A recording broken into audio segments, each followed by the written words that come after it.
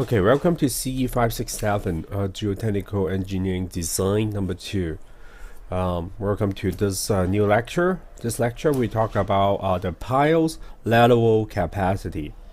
The learning objectives for this lecture is first introduce you the topic of piles subjected to lateral loading, and also we talk about how to analyze this design scenario. First, looking at the widget method and what kind of limitations come with it from the simplifications, assuming the piles are rigid, and also the soil response come of it, assuming the whole system is being rigid. And the next we will talk about a little bit more sophisticated method, which we commonly call as the PY methods, and both for clay and for sand, what type of analytical procedure has been proposed in practice. And the main reference for this lecture is from Carduto textbook, chapter 22.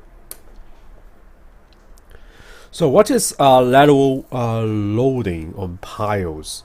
For what we have been learning, for our axial capacity of piles, remember when we talk about the capacity of piles for the design, right? For both your 467 and also a little bit recap on at the beginning a couple weeks ago in the semester for this class, when we recap the axial capacity of piles, we just talk about, or we focus on the vertical loading on our piles.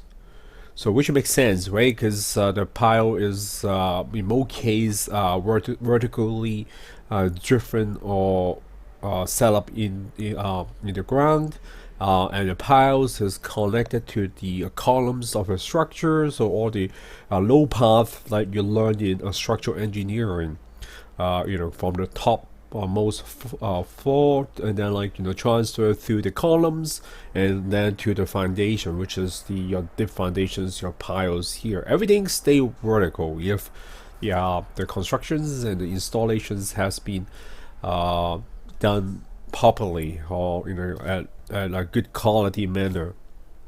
But for some scenario that we have, for examples, you have piles that try to resist the lateral, resisting retaining wall, which give you earth pressure. For examples, you have this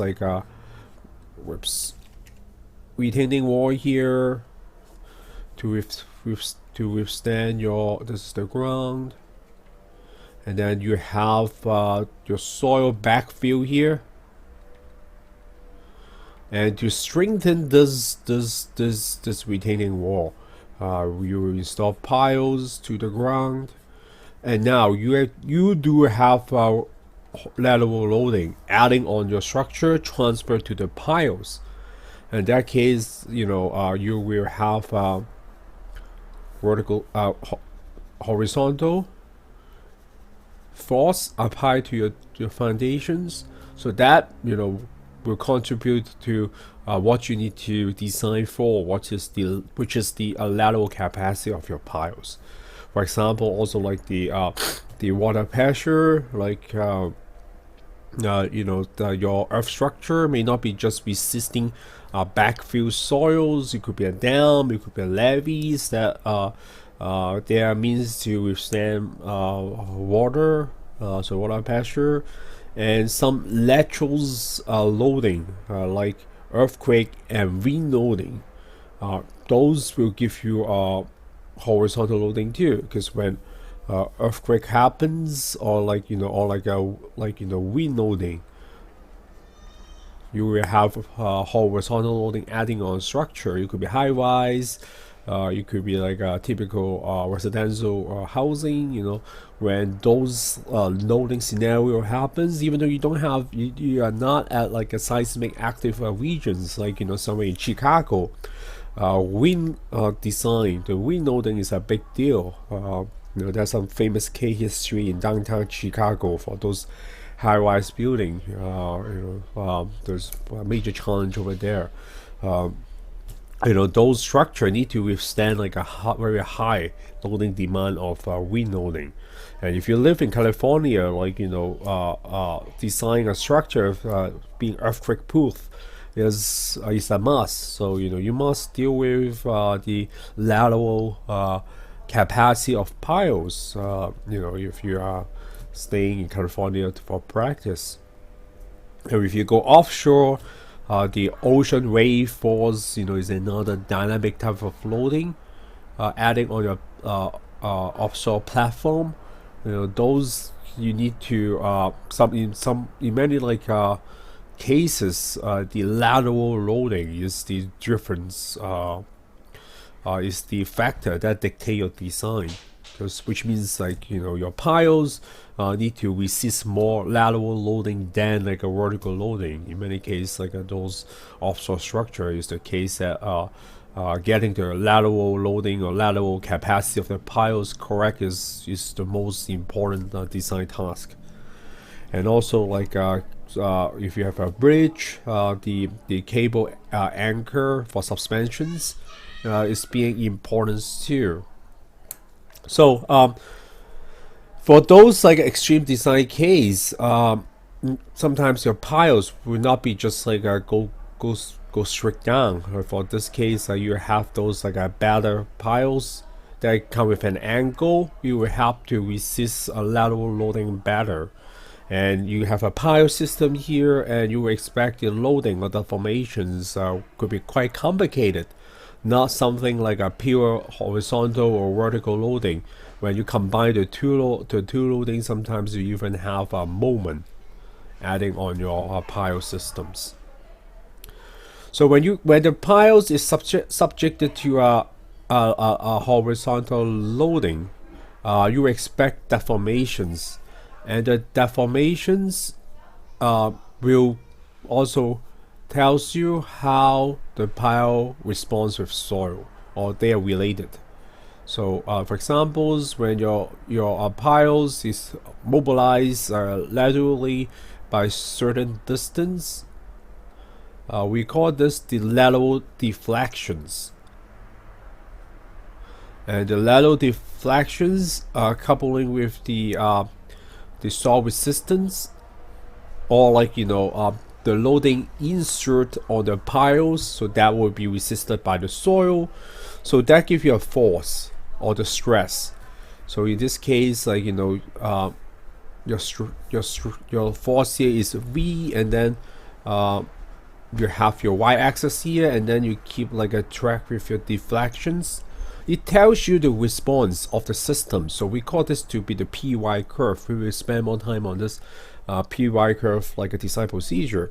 But if you're able to measure the displacements and also the force, it tells you the behavior of the systems, the piles, soils, reactions. We have learned this in 467 when we talk about the TZ method. Tells you I keep telling you this the work of systems. You have the soil structure interactions. So we at the end of the day, it won't be a single number. It is a stress strain response of the system, because soil again is a highly non-linear plastic material. So it's not like concrete, it's not like steel, you have a good portion of it being perfectly elastic. Then you can use one elastic modulus to describe the response or describe the behavior.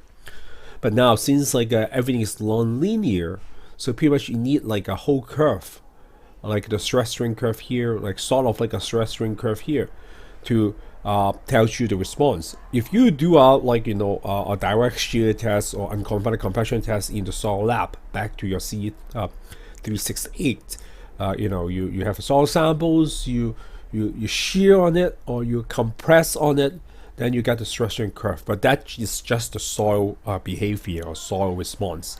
But now what being more difficult here now is you have a systematic response. like the piles is coupling with the soil. So this response, like don't be confused. So the py curve is not the stress strain response of soil, because this is stress soil, but the py curve is the soil plus the structure, which is the soil and the piles, how the system react together. So we call this the py curve. So each like a project, each like a different like pile systems, even on the same site, if you have a different type of piles, you have a drill shaft versus a different H piles, you will expect a different py curve. So it's the same thing. If you have the same piles, if you put it insert or driven it into a different ground, you will have different type of py curves too. So it is a site specific, a job specific type of like a response of soil. So we'll talk more about this, but like this is an overview of the subject, lateral capacity of piles. Okay, so let's look at this topic, lateral loading on piles, from a theoretical standpoint. So first, let's theoretical-wise what we are doing here by setting up our scenario, the piles as a beam. So when we have a beam, like the picture here, is subject to a shear loading at one end, at the top end here, and the beam is long. It's like the pile in the ground, and because of the loading of the shear loading, the beam will respond, and by like different shape. So if you see like here, so when we loading on at one end, so the beam will deflect, depends on the depth of at different like locations. So when it is subject to the loading, and the shape of the response will depends on the type of loading, which is either shear or moment, and the magnitude of loading that applied to the beam. And also the shape of the response will depends on the resistance and deflections relationship of the soil. So if we ignore like the effect of the soils, they kind of like go back to our mechanic materials class, how the or the structural class, how like when you apply loading, how like beam with a fixed end. So in this case, maybe we have a fixed end and a free end at the other as the binary constraint, and how we like mechanically how the beam will respond. But now, like under the ground, will be much more complicated, because the soil will play important factors, and the resistance deflections relationships. But on the piles, the response because from the shear loading at one end, we call it the py curve. We'll talk more about that, and and the shape of the beam we're loading here also depends on the rigidity of the piles, which is the modulus times the I times the stiffness of the piles, or the inertia, the modulus times inertia of the piles that gives you the rigidity. So based on this, if we based on mechanical standpoint, the pile deflections, let's say is S. Oh, sorry, like this is the pile rotations, would be equals to the differentiate of the deflections along the depth. So this is the pile rotations.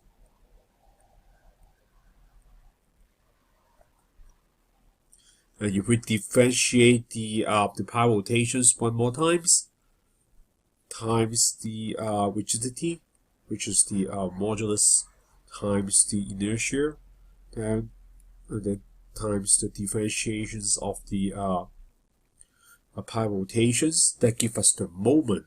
So that will give us the moment. So this is kind of like the slope, which is the pile rotations, and if we differentiate this one more time, then we will get the moment of the piles. So which was equals to differentiating the deflections dy d square y now 2 times. And just like our mechanical cast, mechanical material cast, we learned that if we want to get the shear, we get by the differentiation of the moment. Whoops. So the shear will be equals to the differentiation of the moment with respect with the depth along the dimensions. So this will be equals to differentiate 3 times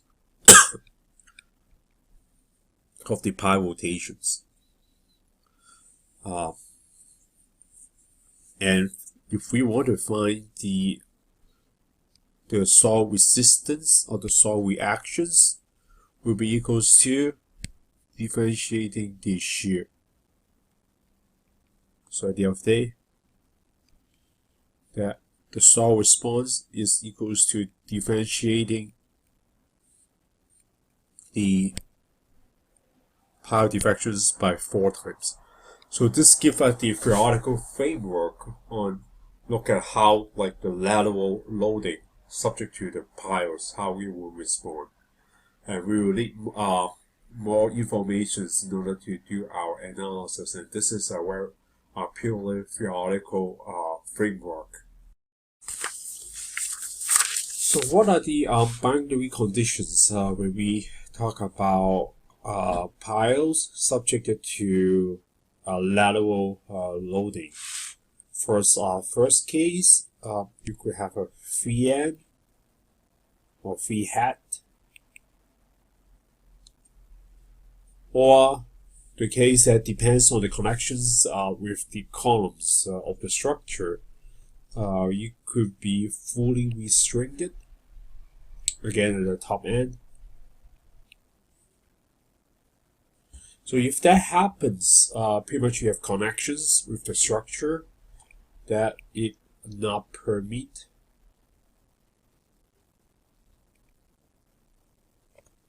to rotate at the top. Or the case that you have a connections, you only allow rotations, so you have a full rotations, which means you only have a moment right there. You have a pure shear or you have a pure moment, some kind of constraint, and then you will be no lateral movement. So without any constraint, again, we kind of have a free head. But like, if we have like some type of constraint, then we would like, depends on what is it, we will either have the pure shear or pure moment. So this will help us to provide a boundary conditions to solve for the differential equations. If we want to just look at the theoretical response of a beam subjected to vertical shear, sorry, not vertical, the horizontal loading at one end, like a moment and shear of either a moment or just a shear. So depends on either the one of them or the both of them for the combinations. So those will give us the conditions, the boundary conditions to solve for the differential equations. However, just those differential equations is not enough, because this is a theoretical framework for beam, not taking account into the soil response. So the whole thing is a pile structure or soil structure systems. So we need to take account of the soil response. Because of that, the first approach to think of the constraint of the soils is to regard the whole system as widget. So which is the widget piles analysis. But there are some shortcoming of it. But anyways, for those piles again, we have different boundary conditions. First, we look at the free head conditions. So for this case, which means the head over there, subject to shear, is free to move the top end, and for a given depth of the piles,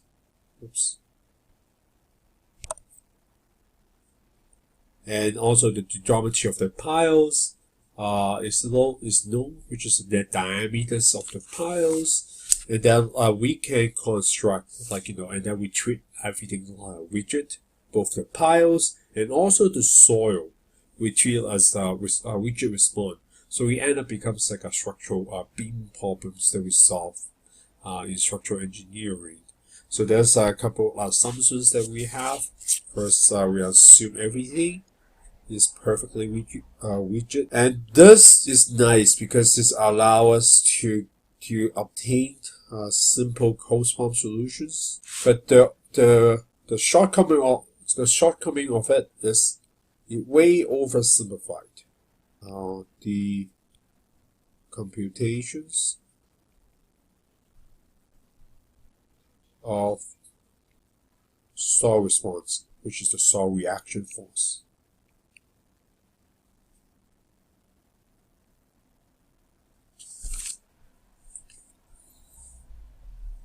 And it only work for the soft piles only. It does not fully account for the complexity of the soil, which is non-elastic, non-linear plastic material. So because of this, because we do everything rigid, so we are able to construct the shear diagram and also the moment diagram, like we learn from structural engineers and structural engineering. And the moment response give us the maximum moment, which will be helpful. And the shear diagram will allow us to locate the neutral point. And this is conducted by the Bloom method.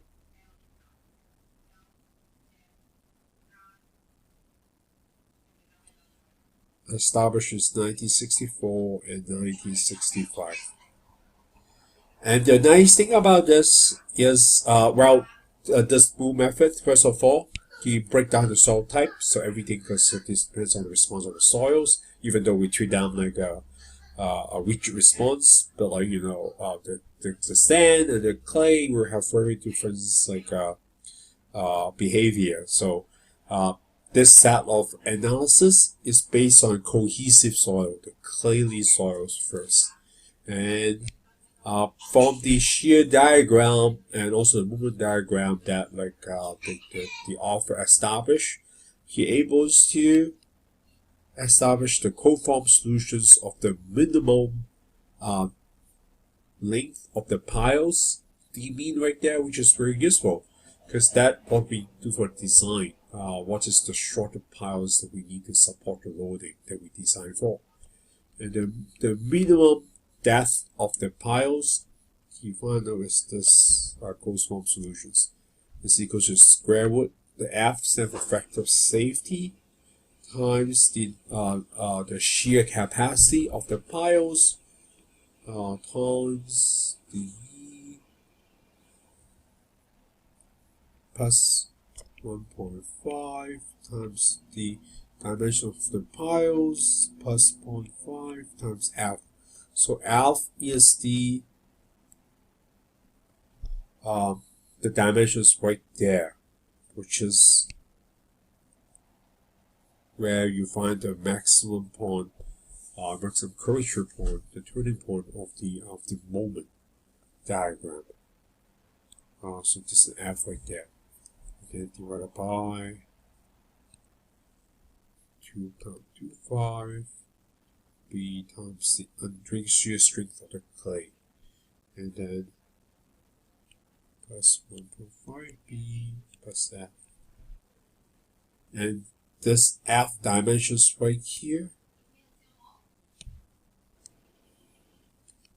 is equals to effective safety times the nominal shear capacity divided by 9 times SU, so this is like the bearing capacity, and then times the diameters of the piles. And the maximum moment equals to F, the effective safety, times the shear again.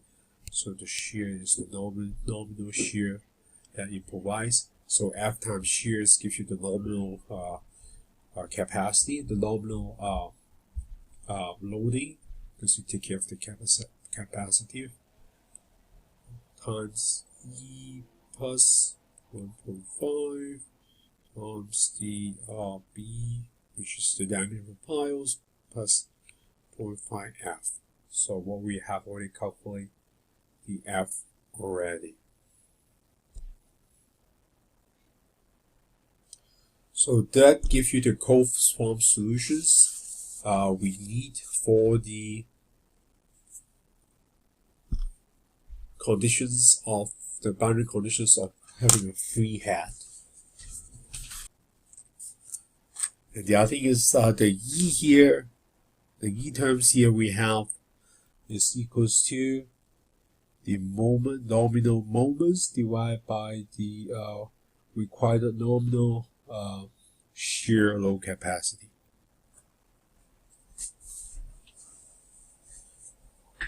And for other boundary conditions, which is now we have a fully restrained head conditions.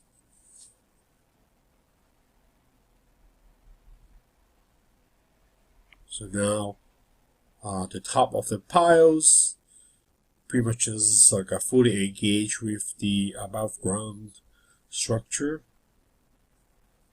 So it's constrained at the top. So when you move, kind of like the whole thing moves together. The structure and the piles head move together.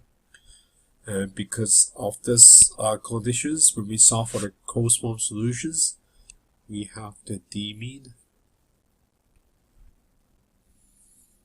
Again, the minimum depth of the piles will be equals to F times B sub n divided by 9 times SU times B plus 1.5 B. And the moment, so now because of this like a constraint, the moment diagram will behave differently, which you generate like a banding. You have the positive moments and also the negative moments. So you have a positive moment here and you have a negative moment there, and you have two different magnitude of moments. Sometimes one will be greater than the other one. So the maximum moments will be the maximum of the M1 or M2 here, and we can find out the moment individually. So the first moment at where the M1 is the moment like closer to the pile head will be equals to 9 times SU times B times 1.5 B plus 0.5 F minus 2.25 SU times B times G squared. So G is again is the distance that happened at the moment diagram where you have your maximum point between at the M2 portions. So this M1 need to be ensured greater than 0. And the G will be equals to the mean minus 1.5 B minus F. And we talked about calculating alpha previously.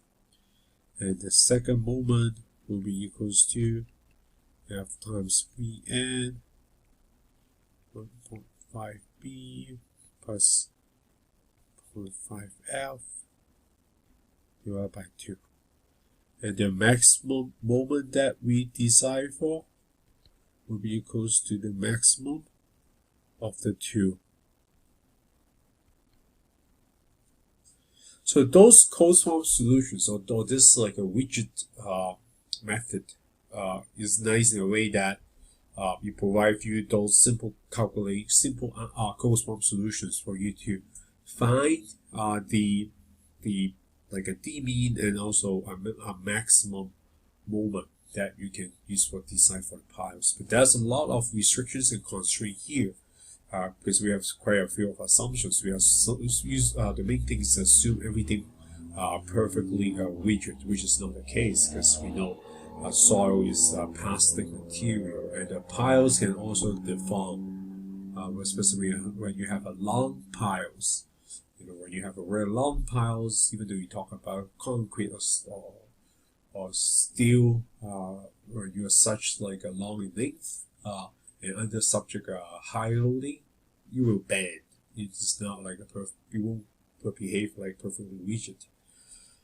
And so that's why this method only works for short piles only. But like it provides you like clean and simple closed form solutions. And the two framework here we talk for, they only work for cohesive soil. So that's why part of the equations we use undrained shear strength.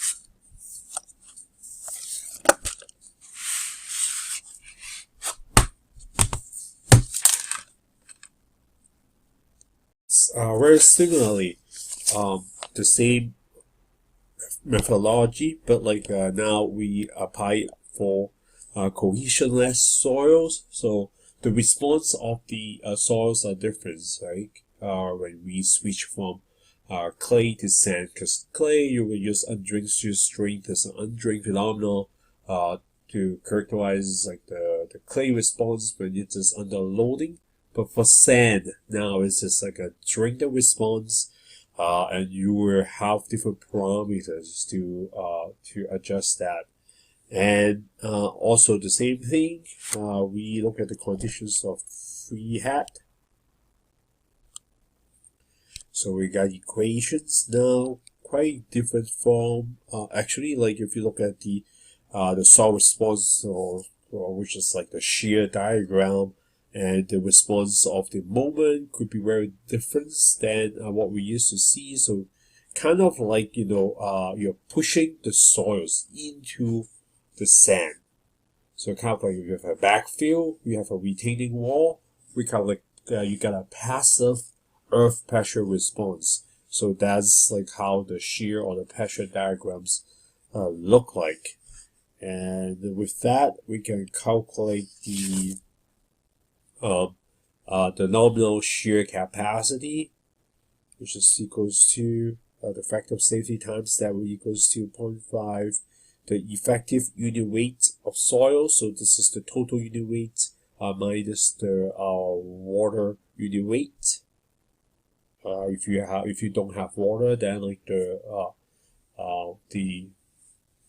water unit weight terms will be equals 0 and times b, and then that will be d means to power 3 times and times kp, and then divided by the d mean, the minimum depth that required, plus the e. So the e is the same terms that we talked about before.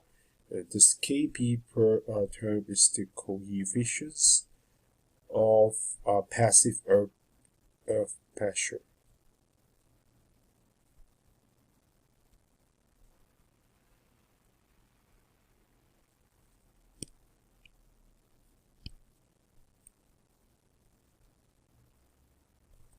So we talk about the at rest, active, and passive earth pressure in CE467.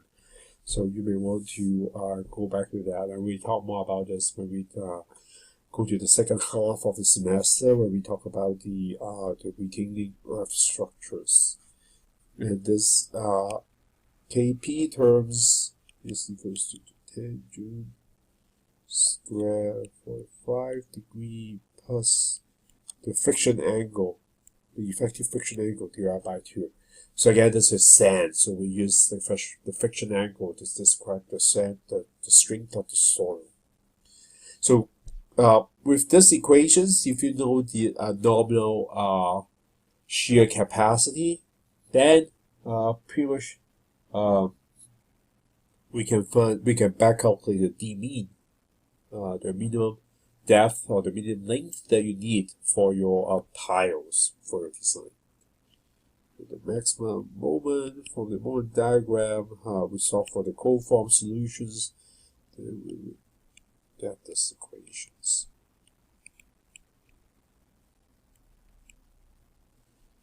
F equals to 0.2.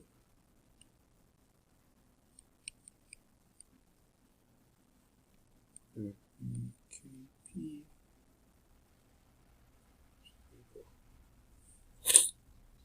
So the F term again is the distance you need to reach the maximum moment point when you construct the moment diagram.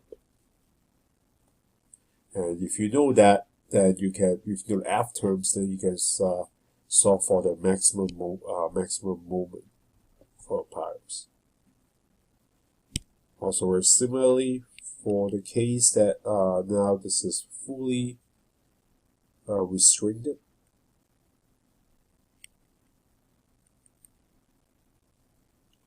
head conditions. For a pile is sand, and we solve for the moment diagram and also the earth pressure, and we get the d mean equals to the factor of safety times the nominal shear capacity divided by 1 times 1.5 times the effective unit weight, the dimensions of the piles times the Kp terms. So the passive earth pressure is really important.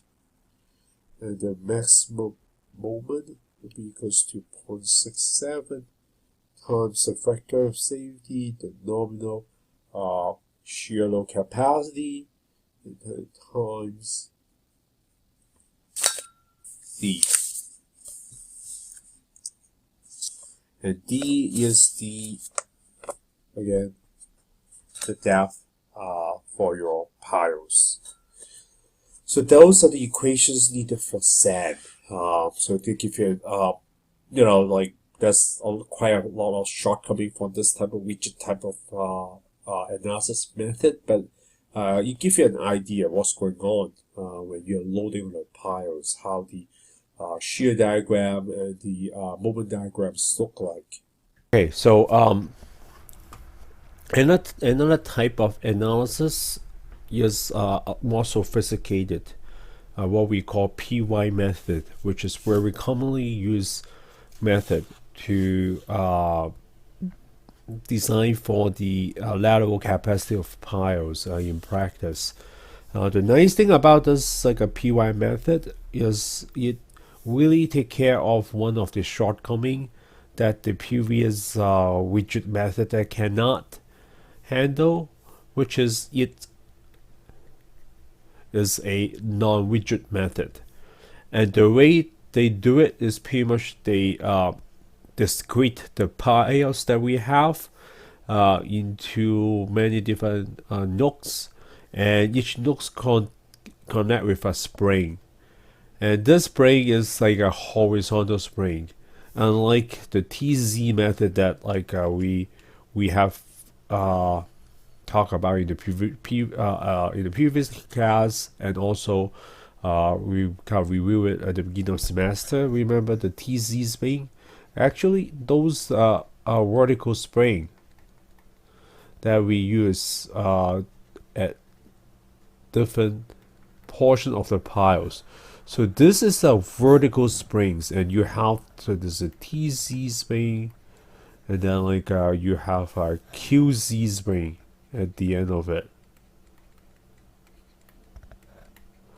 So this is representing the vertical capacity at the toe bearing locations, and the DZ is the one that to try to mimic the skin frictions. So we need a spring because we want to capture the soil structure response, and spring is a good analogy for the soil response, because spring have the stiffness, right? When you're loading on a spring, it's kind of like loading on a soil, because soil particles, the way you behave can be like a spring too.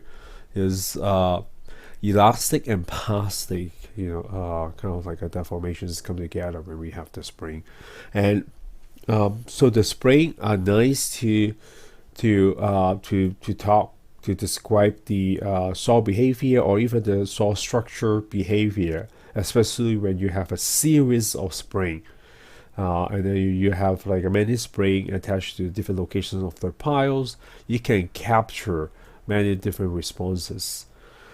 So for this like a PY method, the springs are oriented in the horizontal directions to mimic the horizontal loading, and also the moment applied to the piles.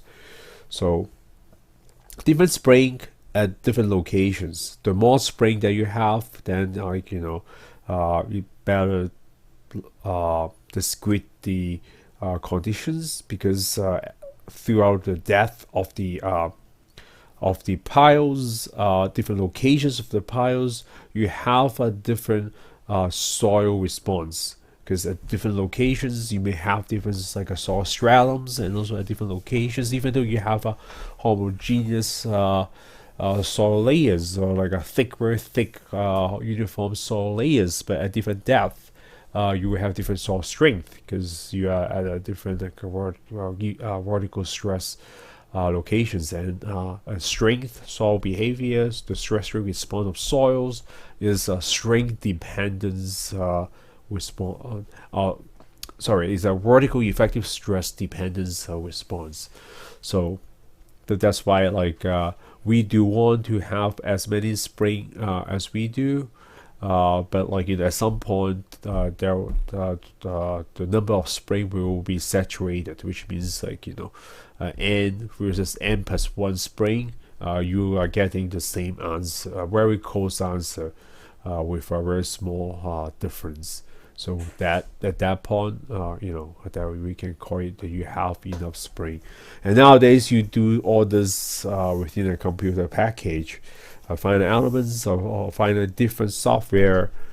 So the number of spring wouldn't be a problem within a commercial computational package.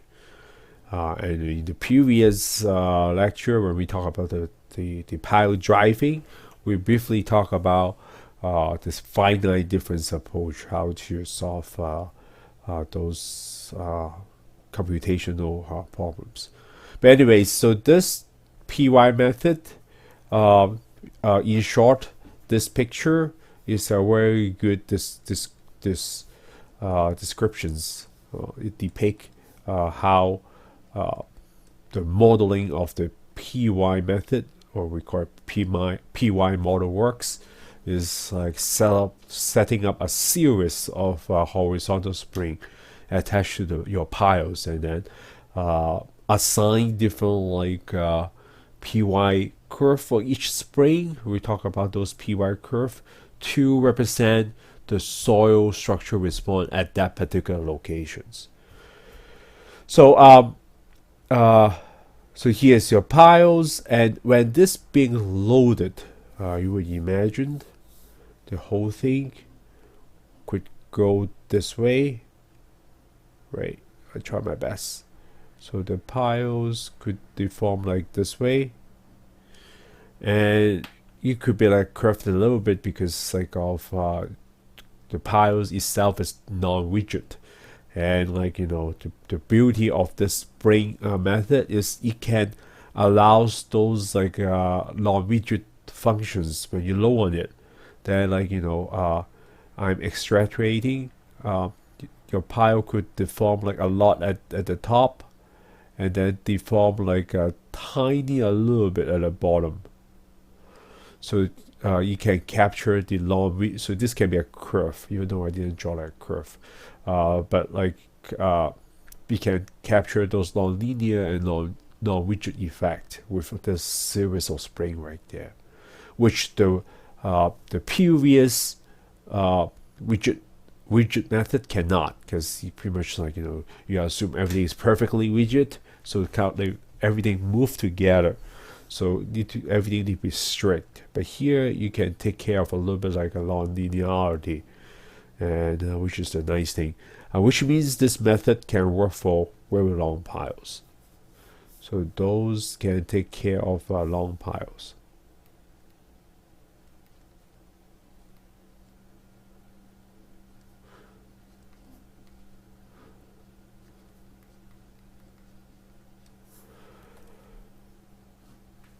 And when the whole thing move, you could also imagine that you will have active and passive type of soil response.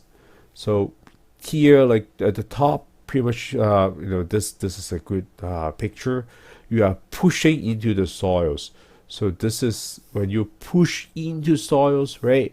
Those are like an active lateral response. So this is kind of like the Ka response. So this is like this portion is pushing into the soils, while this portion here, you are pushing away from at least this phase of the soil. So if we just look at this phase, then this is kind of like, I'm sorry, this should be a Kp conditions, the passive conditions, because you're pushing into the soil. So then this is Kp, the passive lateral earth pressure. And on the other hand, so these portions will be active, because now you're pushing away from the soil, at least from this phase, kind of like if you think of like a design retaining wall. And you have like a action and reactions. So when you're pushing into the soils, which means the soil pressure is adding on the piles, while like at the other portion of the piles, at the same phase, you're pushing away on the from the soil, but at the back is pushing in. So you got another like passive conditions at the tilt. So you see like the whole thing is very complicated, because it's non-linear, and also you have like active and passive like interchanging going on, depends on portions and which the upper or lower portions, and are you looking at the front or the back of the pile. So the whole phenomenon is very complicated. So you will be you as you can tell, you will be no hope. It will be like totally not feasible to have a closed form solutions that can handle this type of problem. So discreting the whole piles using modeling with like a spring phenomenon, so it makes sense. So that's why the PY method, it will be much more capable, to handle like a problem like this. So now, to further describe like the PY model, what we need actually, the most important part, or the most like significant part of this PY method, in fact, is the spring that we talk about here.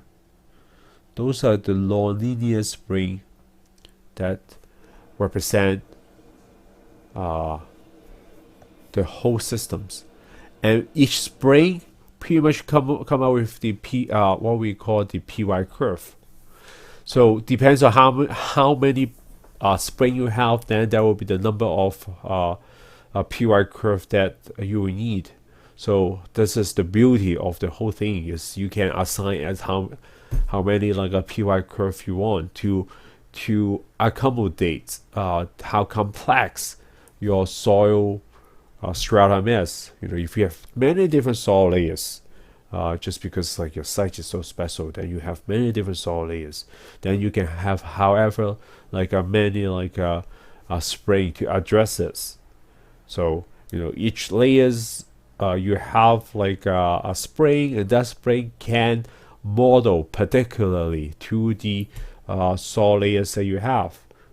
Maybe you have a soil hardening layers on top of soil softening layers, then it works.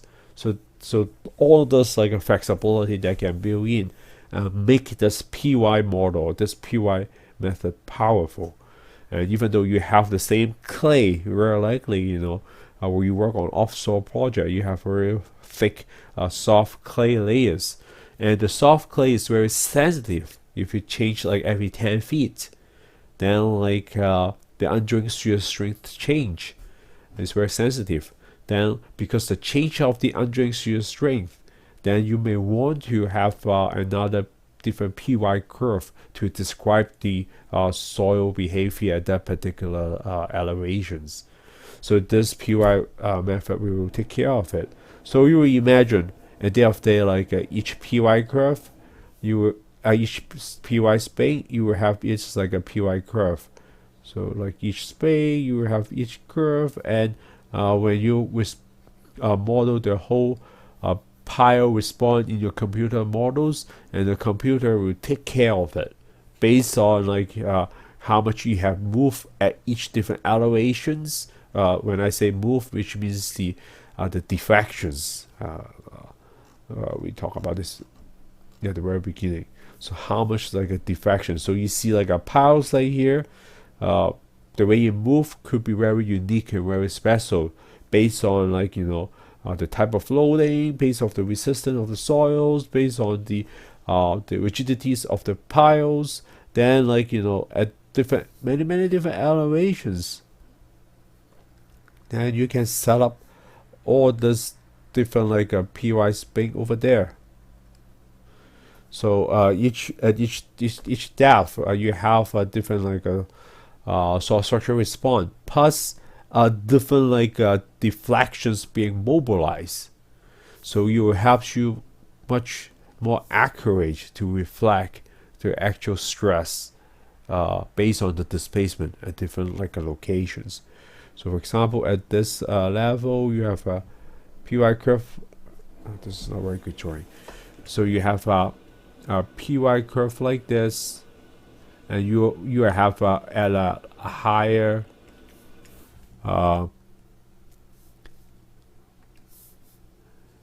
deflection. So you're here. So that will be your actual loading. So this is the deflections, and this is loading. So each locations you have different like a PY response. So this could be something like this, and then like you are at a very small displacement. So at this level you have a loading like this, and here maybe you have a little bit more deflections at this point with a very different like a PY response. So maybe you are here. So far and so on.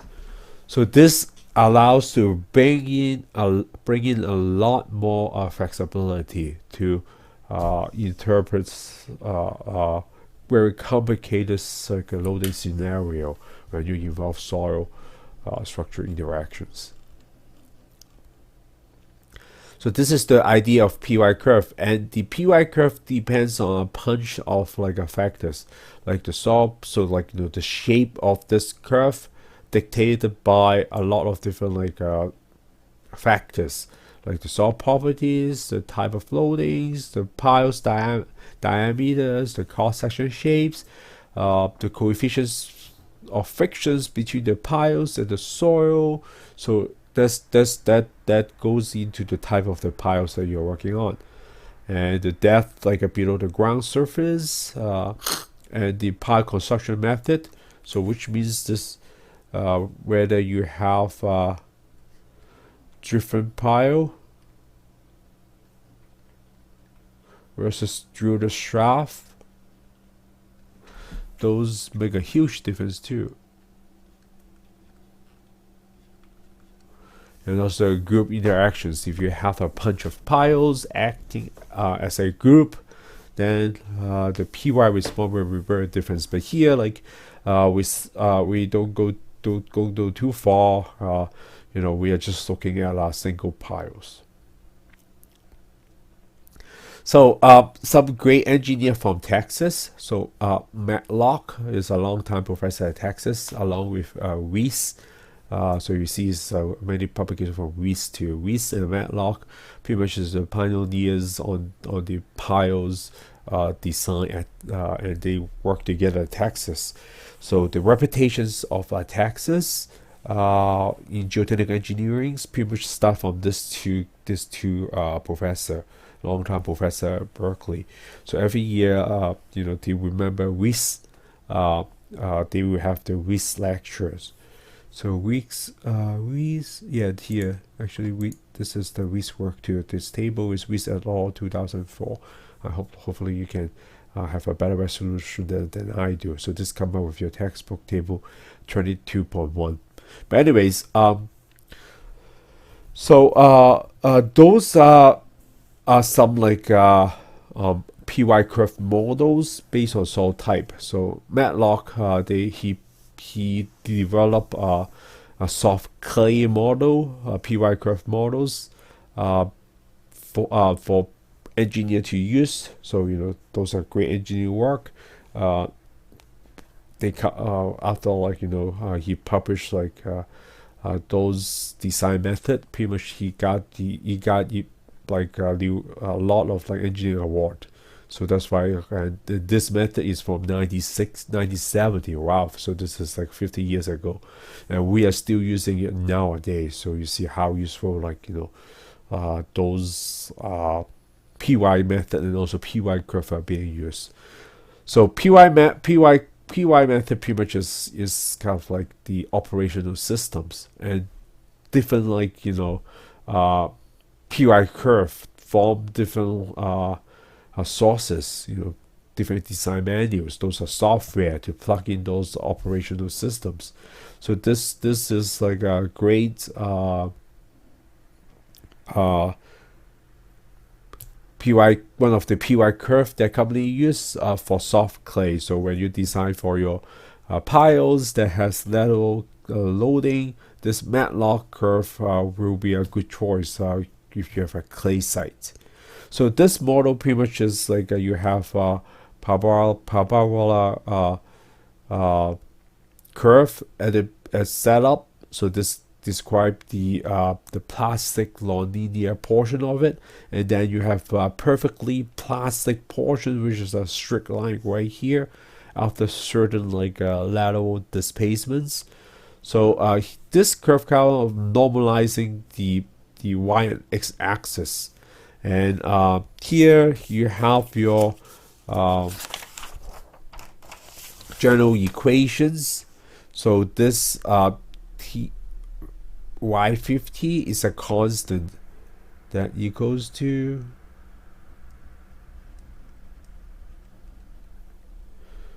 (2.5 epsilon 50 times the diameters of the piles. So the B is the diameters of the piles. So this is the y50, and this epsilon 50 can be found on this table. So this is the epsilon 50, and depends on the soil type. Where I apologize on the resolutions on this table. Hopefully this can see better. Yeah, and depends on different soil type. If you have a soft clay, type very small and drink shear strength, then this is your epsilon 50. So epsilon 50 means the axial strength at 50% of the maximum stress level. So when you do a triaxial test, so this is from 1970, so 50 years ago. Back to those old days, even the advanced tests that we are doing now. So if you take If you take the C566, then we spend a lot of time to talk about all this different type of testing. So back to those old days, advanced tests like CU and CD tests, the consolidated undrain and consolidated drain tests are not as popular, or like even though like not being like commonly be done at that time because the lack of sophisticated equipment 50 years ago. But what they do most is the UU test, the unconsolidated undrain test. So when you do a unconsolidated undrain test, you got a stress strain curve. Let me draw a better one. So this is the axial stress and also axial strain. So you will have a stress strain curve like this, and this will be your maximum strain, and half of it we call the epsilon 50. And without like wanting a UU test, this method or this tables allows you to estimate the typical epsilon 50 for the clay based on the soil strength here. So they have the recommended epsilon 50 test that to use for this method, and then like you can plug in there. So pretty much like it's powerful for this type of PY curve in the sense that they capture the soil strength effect based on these factors. The epsilon 50 go into this like a Y50.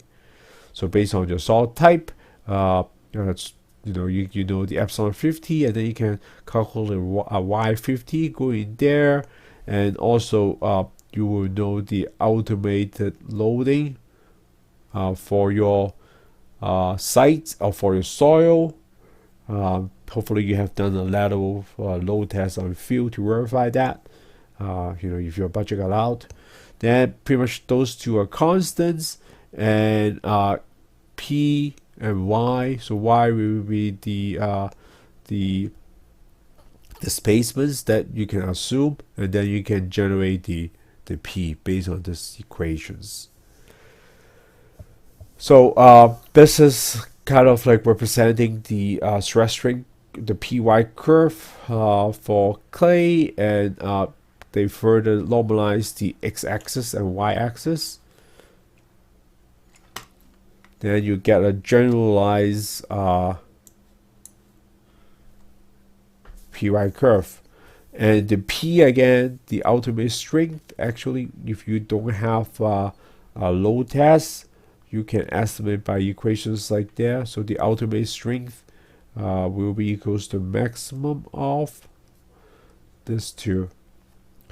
So find the maximum among these two equations. So 9 times SU times the B, which is the diameters of the piles. SU is the undrained shear strength of your clay, or the maximum of this. So the average effective unit weight of the soils divided by the undrained shear strength and times the depth. So this is the depth that you're looking at for your piles, and then plus J is a constant divided by B times the depth again, the Z, and then times undrained shear strength and the B. So these two piles are the same, pretty much just the undrained shear strength times the diameters of the piles. And this J is a constant, so J is equals to 0.5 for soft clay and 0.25 for medium clay. So again, like this helps you to take care of some soil response.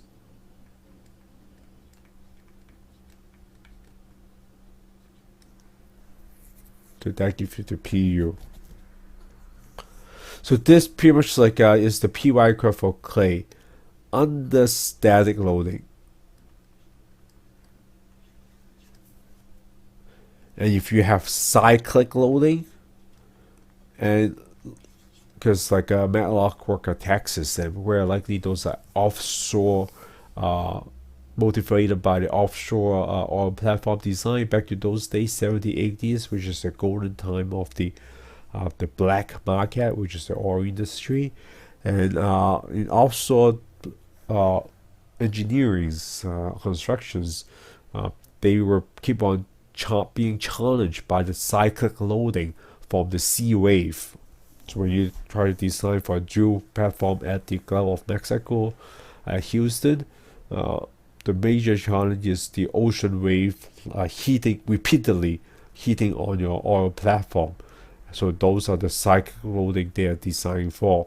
So this is the model that they use for cyclic loading. So they have pretty much very similar, but you have two cases here. So when the depth is less than cy, so cy is the depth at which the failure mode transitions occur, then you will have kind of like a string softening effect. So you see the salt string is decreasing. While if the other case, so there's two cases here, you still have the perfectly plastic behavior. So those are the PY curve for the soft clay that start initiated by Matlock in 1970, but we're still using those curve quite a lot nowadays design. Okay, how about for sand? So the PY curve for sand, and the Riss et al. 1974 mark and classic work on established the basic form of the PY curve for sand soil. So here is the proposed form or proposed shape for the PY curve in sand material, and you break down into two main parts, which you have a kind of like a transition zone from the origins to point C, and then you have a perfectly plastic behavior, which are capped by the ultimate loading capacity right there. So this here is the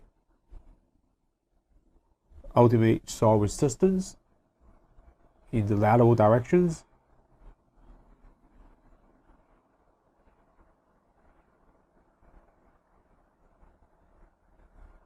And between point B and C, those are like strict line portions.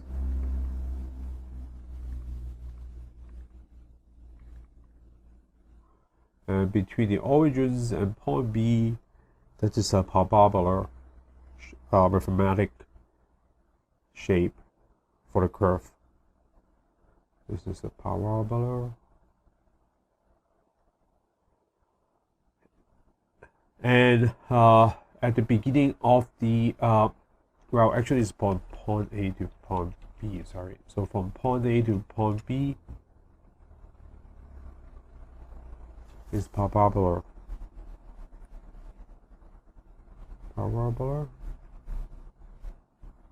And from your origins to point A, it is a straight line that dictated by perfectly elastic modulus. So this is what we call the PY modulus.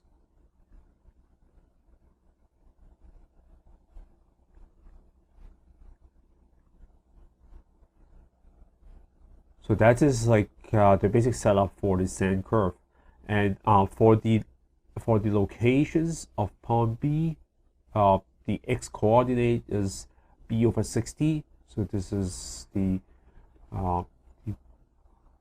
b coordinate, the coordinate for the x coordinate for the point B point, which is the diameter divided by 60. So you kind of like dictate the shape of the curve based on your geometry of the of your piles. And for the y coordinate for point B will be this formula here. And this one, you have two constants, the b sub s and a sub s. A bar sub S, those are coefficients that depends on the soil types, and you can find it on the waste paper. Of 1974. You should be, the waste paper should also be available on Canvax, so we can take a look on that. And for the modulus that we talked about previously, will be K times X, and the values of K is you can find on the textbook, and the K values depends on the soil friction angles and whether like this is submerged in water. So you could be like 5.5 megapascal if it is below the groundwater tables with a loose density, which means the friction angle is relatively weak. And if you have a relatively strong material, then you will have a much higher modulus values reflect on the K values right here. And the X here, it is the depth below ground surface.